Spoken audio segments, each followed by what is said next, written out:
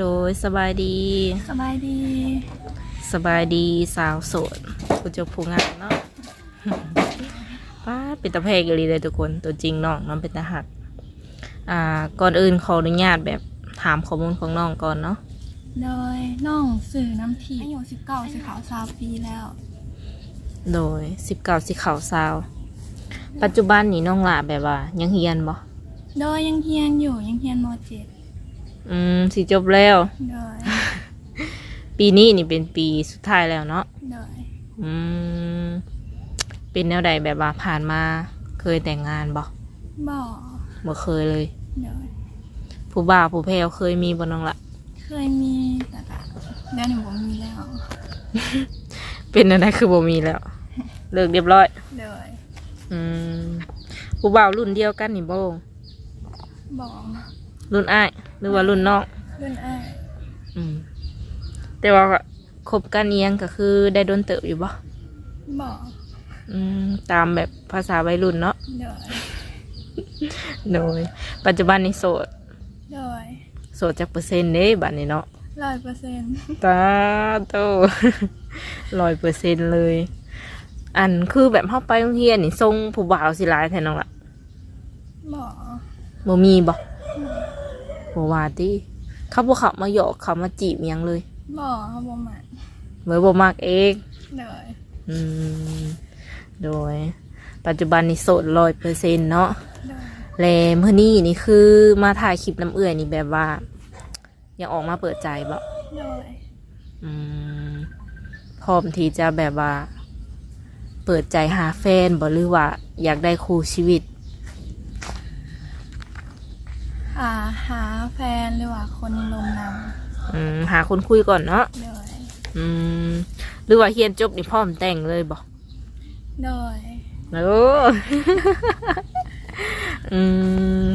ใกล้แล้วเนาะทุกคนใกล้แล้วใกล้สิจบแล้วยังอีกปีเดียวก็ถือว่าสำเร็จเนาะหรือว่ามีวางแผนจะไปเรียนต่ออยู่บ่วางแผนว่าบ่ได้ไปเรียนต่อจ้ะจบออกมาก็คือถ้ายังบ่ได้ผัวก็คือสิหาเวียกเฮ็ดก่อนหาเวียกเฮ็ดก่อนจักแม่นบ่แม่นเอ้ยก็เว้าไปก่อน แม่นคือคิดอยู่ว่าเลยแล้วมื้อนี้ที่ว่าออกมาเปิดใจนี่น้องหล่ามีแบบว่าสเปคเรียบร้อยบ่อยากได้ผู้ชายแบบเป็นประมาณใดแบบใดก็ได้ว้าวอีหลีน้องหล่าสูงเท่าไหร่น้องสูง175เกือบว่าหุ่นนางแบบเนาะทุกคนน้ำหนักนี่ประมาณเท่าไหร่น้ำหนักประมาณกำลังตาแพงทุกคนเลยและที่นี่คือน้องเองนี่ก็โตสูงเนาะพอสมควรถ้าสมมติว่าครูบ่าวเพิ่นซ้ำกันกับเฮาเนาะหมายถึงความสูงความเตี้ยเนาะซ้ำกันกับเฮาน้องหล่ะก็คิดว่าสีแบบมันก็สีโอเคอยู่บ่โดยได้เบิดสูงต่ำดำเตี้ยได้เบิดเนาะเว้าแท้ได้เนาะเพิ่นมาเพิ่นบ่คุย อายุได้อยากได้ประมาณจักปีจักปีก็ได้รุ่นน้อยรุ่นใหญ่เอาเบิดบ่อีหลีคือเจ้านี่19สิเขา20เนาะลมรุ่นตัวเองขึ้นไปบ่หรือว่าลมรุ่นใหญ่ขึ้นไปรุ่นใหญ่ขึ้นไปของอยากถามได้บ่แบบเป็นอย่างในความคิดคือแบบว่ามักคนที่ว่ามันแบบเพิ่นอายุหลายกว่าเฮาเนาะรู้สึกว่าเพิ่นมีความเป็นผู้ใหญ่เลยดูแลเขาได้ถามตรงตอบตรงได้นี่เนาะ คือน้องละเคยเปิดใจอยู่บ่เนี่ยบ่เคยเป็นครั้งแรกบ่คิดโดนบ่จังออกมาเปิดใจกะโดนเติบเป็นแนวใด อายหรือว่ายังนะรู้สึกตื่นเต้นแต่ว่ามื้อนี้นี่คือว่ารวมความกล้ามาได้หลายเติบเนาะก็เป็นประมาณนั้นคือคนที่จะเข้ามานี่อยากได้คนที่ว่ามีฐานะร่ำรวยบอกหรือว่าสาวไฮสาวนาทำมาค้าขายนี่ก็มีสิทธิ์คือกันได้เมิดได้เบิดเพิ่นว่าสเปคกับโบมีบัดอายุก็จำกัดอยู่เนาะ เอารุ่นใหญ่ขึ้นไป ลืมถามฮอดจากปี60บ่หรือว่า70 50ขึ้นไปก็ได้ 50-60ยังมีสิทธิ์อยู่ โดย ฮะคือคนหมายน้องเพิ่นอาจจะบ่เข้าใจทางเอ้ยถามปานใดเนาะ30 40 50 60นี่ได้ โดย โอ้คือออกมาเปิดใจเนาะพ่อกับแม่เพิ่นฮู้อยู่บ่ โอ้ เพิ่นว่าแนวใด เพิ่นว่าลองเบิ่ง อนุญาตแล้ว โดย โดย อนุญาตเป็นทีมห้อยเนาะทุกคนเลยเพิ่นก็บ่ได้ว่าแนวใดที่ว่าเฮาเปิดใจในวัยเรียนเนาะ โดย คันสิมีแฟนนี่เพิ่นก็บ่ได้กีดกันบ่ บ่ อ๋อเคยถามบ่ว่าแบบสมมุติเฮามีแฟนที่อายุหลายกว่าเนาะพ่อกับแม่เพิ่นสิโอเคบ่เพิ่นสิบ่ว่าแนวใดบ่หั่นน่ะ บ่พ่อกับแม่เฮายังมักคนอายุหลายหั่นน่ะ เอ้ย เข้าทางเลยแบบนี้เนาะ โดยปัจจุบันนี่ก็คืออยู่กับพ่อทาแม่บ่หรือว่าอยู่กับไผแน่ อยู่กับพ่อกับแม่ มีไอ้น้องจักคนน้องละ มีอ้าย3คนเอื้อยคนหนึง อยู่น้ำกันเบิดเลยบ่ตอนนี้ อ้ายกับเอื้อยไปเฮ็ดเวียกอยู่ไทย ที่อยู่น้ำเพิ่นตอนนี้มีแต่เจ้าคนเดียว โดย โอ้โดยถ้าพ่อกับถ้าแม่นี่เพิ่นเฮ็ดเวียกเฮ็ดงานหยังน้องละ พ่อแม่เป็นกรรมกรแบบสร้างหลังคาหั่นน่ะ อันหับเมาส์นี่บ่หรือว่าเป็นลูกจ้างเพิ่น หับเมาส์ก่อหลังคาหั่นน่ะแบบเจาะหลังคาอย่างเงี้ย เฮ็ดเกี่ยวกับหลังคาเฮือนเนาะ โดย หลังคาเฮือนหลังคาบ้านอันนะทุกคนเฮ็ดทั้งพ่อทั้งแม่เลย โดยบางมื้อน้องก็ไปซอยเพิ่น โอ้ว้าวอีหลีติ โดย ไปซอยเพิ่นไปซอยแบบใดเฮ็ดหยังแหน่ ก็ไปซอยย่อเล็กย่อหลาซอยเพิ่น โอ้ย่อเล็กย่อหยัง มันคือบ่เนาะ คือจังว่าผิวพรรณแบบว่าเบาบางแบบทรงสิบ่ได้เฮ็ดหยังกันนะ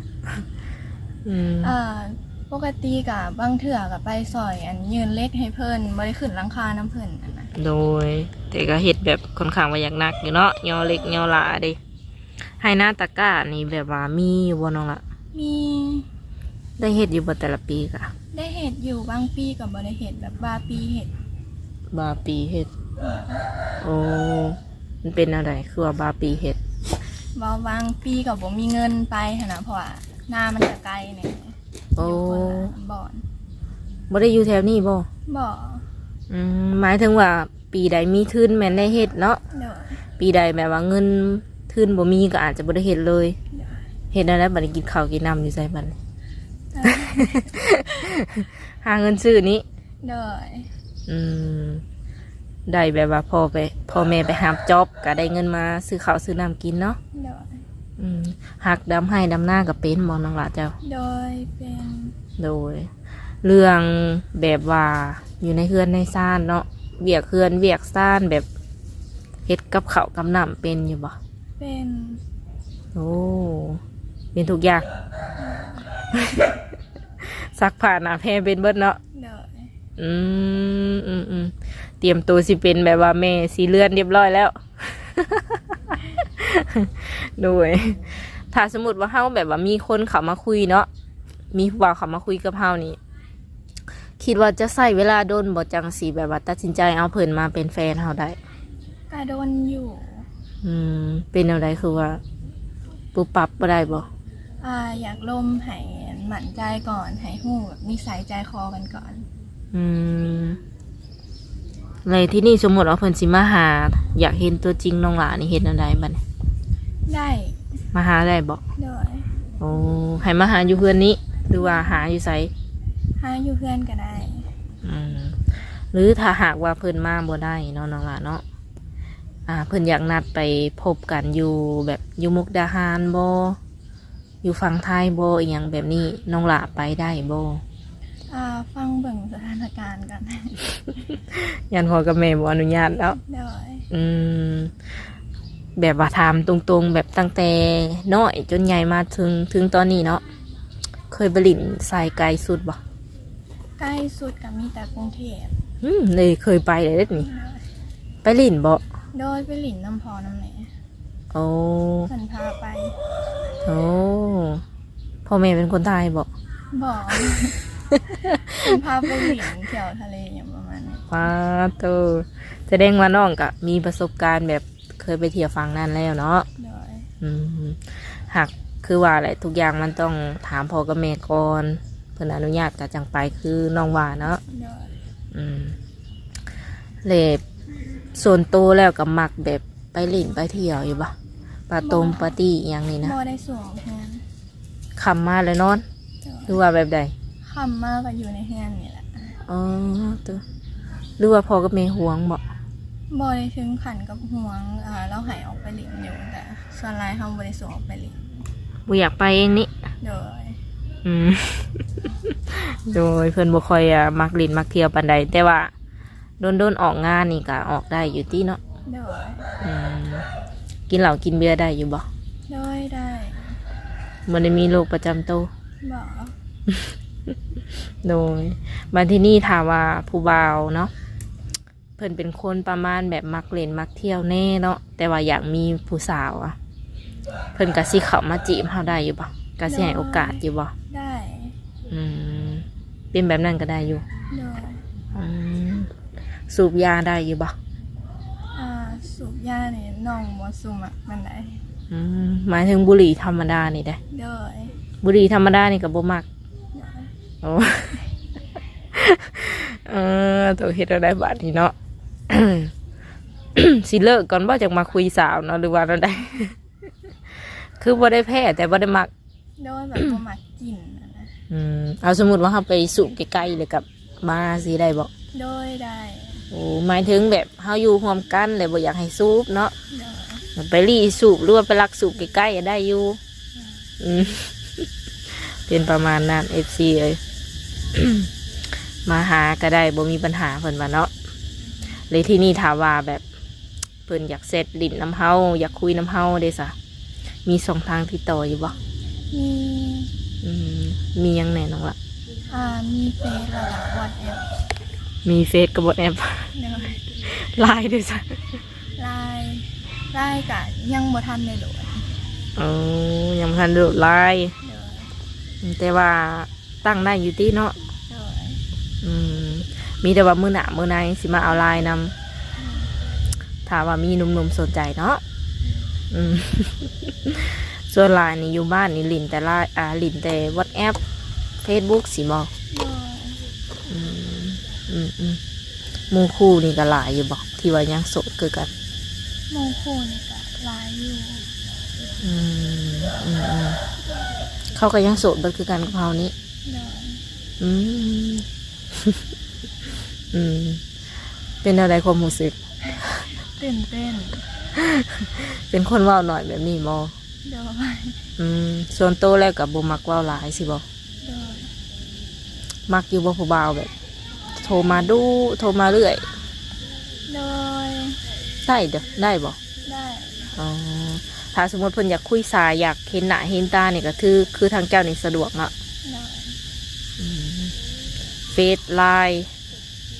ไลน์ยังบ่ทันมีเฟซกับเบอร์นี่สะดวกแจกทั้งสองเลยบ่ โดย อ๋อเห็นหน้าเห็นตาก็ได้เพิ่นว่าเพิ่นสามารถโทรมาเล่นนำได้นี่ช่วงไหนน้องละ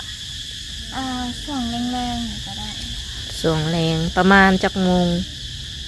8-9 โมงหรือว่า7 โมง 6 โมง 6 โมงแรงเนาะ6 โมงแรงขึ้นไปเนาะเพราะว่าไปโรงเรียนนี่เนาะ โดย ตอนเช้านี่คือเสร็จบ่ได้เลย ตอนเช้ากะแซดได้อยู่ เสร็จนี่ได้แต่โทรบ่ได้เนาะ โดย ไปโรงเรียนจังโมงค่ะ ไปโรงเรียนกะ7 โมง 6 โมง ใกล้บ่โรงเรียนจากกันเฮือนเฮาอยู่นั่นล่ะ กะใกล้เติบ ไปส่ง บางนี่ไปหย่างไป หาย่างไป โดย ป้าตัว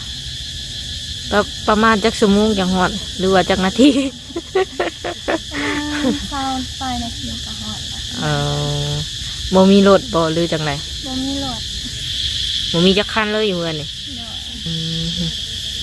บ่ว่าติเนาะ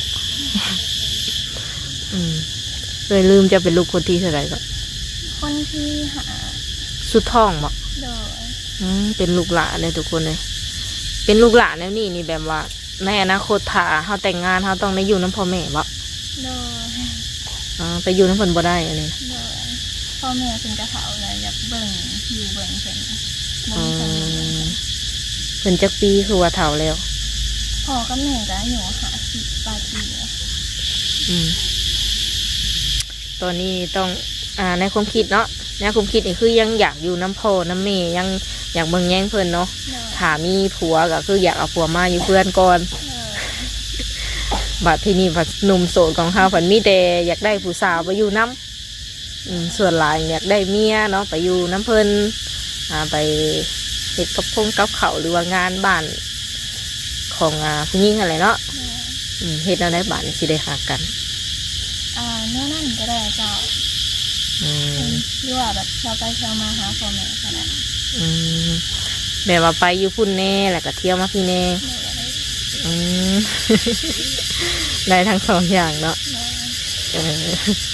โดย มีแต่ว่าลองเขามาคุยเบิงพอห้างพอใหม่หรือว่าลูกติดน้ำนี่ก็คิดว่าจะกล้าลมน้ำเพลินอยู่บ่ โดยได้ อืมเป็นอะไรอยากนอนบ่ คือว่าอยากนอน หรือว่าสไตล์บ่ อันนั้นเป็นห่อน นอนผมก็ยาวทุกคนเป็นตาสะออนเนาะจงได้จากปีนี่น้องละ 2-3 ปีแล้ว ป๊าดยาวอีหลีเลยเข้ากันเลยในที่นี่ถามว่าผู้บ่าวอยากเข้ามาคุยนี่คือมียังอยากบอกเพิ่นบ่มียังอยากฝากบอกเพิ่นบ่ พอแต่จริงใจก็พอ จริงใจ จริงใจนี่แบบในรูปแบบที่ว่าเฮาว่าจริงใจเนาะในความคิดเฮานี่เพิ่นต้องเป็นประมาณใดนิสัยใจคอแบบเป็นประมาณไหน แบบนิสัยใจคอแบบแบบบ่ทำให้ห่างกายเลยว่าอยู่นำเราสบายใจมีความสุข บ่ทำให้ห่างกายเนาะมักอยู่บ่คนใจห้อน ใจห้อนนี่กับบ่ค่อยเป็นไหน น้องเป็นคนใจเย็นหรือใจห้อน ใจห้อน เบิ่งคนนี่เป็นคนใจห้อนบ่เนี่ย ได้ เบิ่งช่วงที่ใจเย็นแต่เป็นคนใจห้อนเนาะ ได้ ห้อนกับห้อนก็เลยว่ายานไปกันมาได้อยากได้แบบว่าคนใจเย็นในจักหน่อยกันว่าเนาะเพิ่นต้องเฮ็ดแบบประมาณใดแบบเอาใจเก่งว่าเฮาจังสิรู้สึกดีกับเพิ่น เลยเราจะเก่งที่จะเป็นคนสุดทีนะ ในใจอยากให้เพิ่นโทรมาทุกมื้อเลยบ่ ชั่วกับบ่ทุกมื้อก็ได้แต่แบบมีเวลาก็โทรมาก็ได้ สิบ่เบื่อบ่เนาะ โทรมาดูนี่สิบ่เบื่อบ่น้องละ บ่เบื่อ มักเนาะมื้อนี้ก็เป็นวันศุกร์ที่น้องละเนาะ เลย บ่ได้ไปโรงเรียนมาสายนะ บ่ตะแรงบ่ได้ไป พักบ่ เลย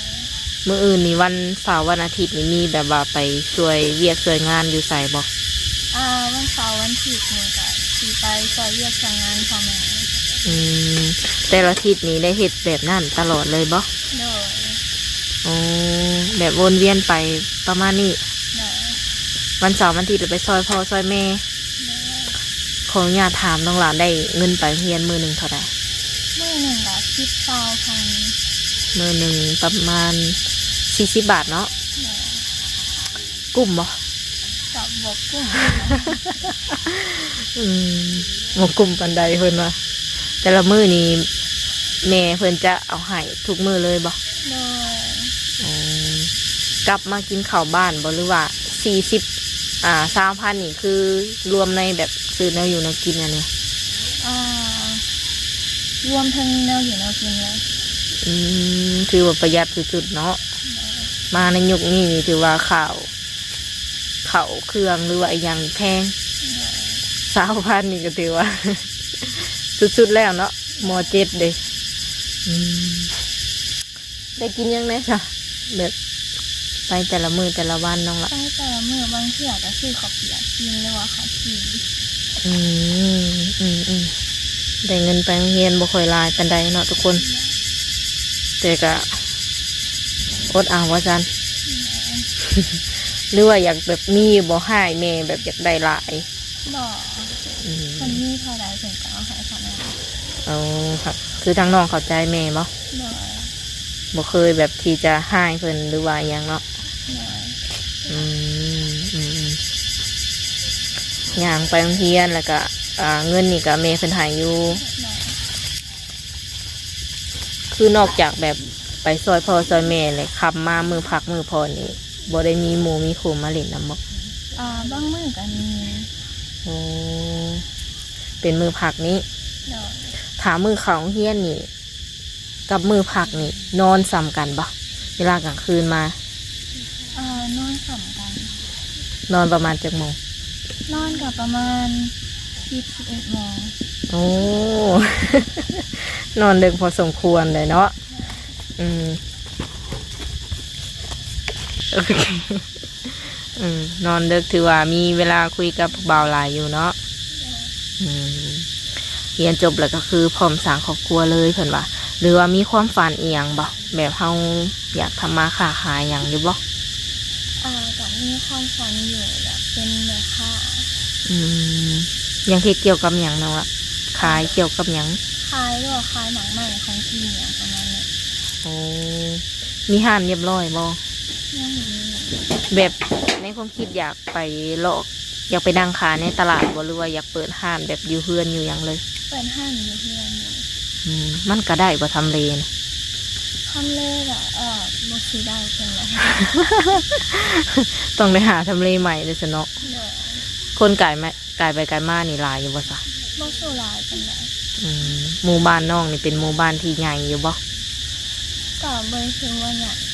ฮอดบ่400-500หลังคา น่าจะฮอด น้องละเป็นสาวสวรรณเขตเลยบ่ โดย เกิดอยู่นี่เลยเนาะ โดย